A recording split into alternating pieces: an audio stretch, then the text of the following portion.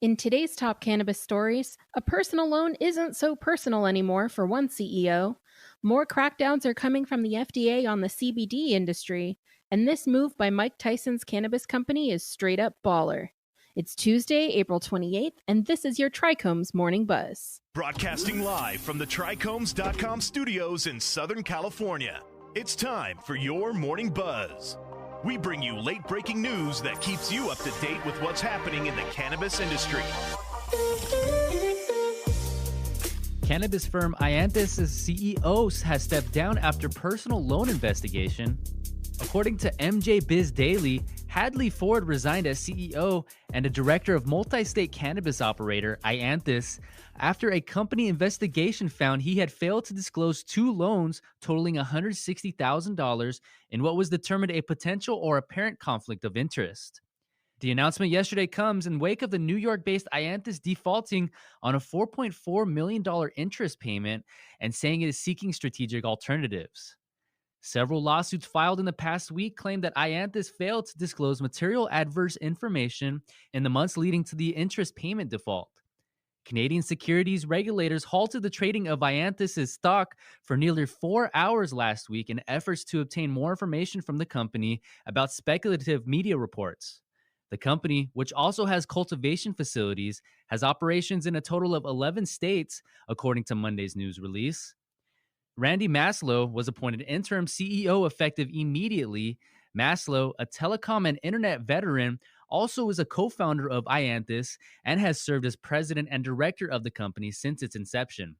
A special committee concluded that Ford should have disclosed the personal loans to the company's board in a timely manner. The FDA warns two companies to stop pushing CBD to treat opioid addiction. The U.S. Food and Drug Administration has warned two companies to stop illegally marketing CBD products with claims that it can treat opioid addiction and other medical conditions. The warning letters were sent last week to Biota Sciences, LLC of Washington State, and Homero Corp., doing business as Nature's CBD Oil Distribution of New Hampshire. CBD has not been shown to treat opioid addiction. Opioid addiction is a real problem in our country, and those who are addicted need to seek out proper treatment from a healthcare provider, FDA Principal Deputy Commissioner Amy Abernathy said in a statement about the warnings. The FDA accuses both companies of marketing and distributing CBD products for serious diseases and as an alternative to opioids. The warning letters give the companies 15 days to demonstrate how they'll correct the violations. In agricultural news, the USDA approved Florida's hemp program. As reported by Ganjapreneur, the U.S. Department of Agriculture has approved Florida's hemp program, bringing the total approved by the agency to 16. The state is set to begin accepting industry applications as soon as today. Agriculture Commissioner Nikki Fried said the approval gives the state's agriculture industry a new alternative crop for many years to come, as the Sunshine State deals with the financial impact of the coronavirus pandemic. According to the agency, the USDA approval took less than a week. Jeff Green, a co-founder of the Florida Hemp Council, told Hemp Grower Magazine that while there are many opportunities for prospective hemp farmers, such as CBD, fiber, and grain production, the industry is trying to establish itself. Under the state's rules, there is no application fees for hemp cultivation licenses, but the process requires applicants to be fingerprinted and undergo a background check. Contrary to many states' cannabis programs, individuals convicted of a drug-related felony over the last 10 years are not eligible for a permit in this Florida program. What's next for U.S. hemp? Programs from 3 more states and the U.S. Virgin Islands are still listed as under review, according to USDA data. Another 18 states will keep operating under their 2014 pilot programs, and 2 are pending resubmission to the agency. The USDA has also approved hemp programs for 20 Native American tribes. Last up today, Mike Tyson's cannabis company wants the naming rights to a professional sports stadium in Spain.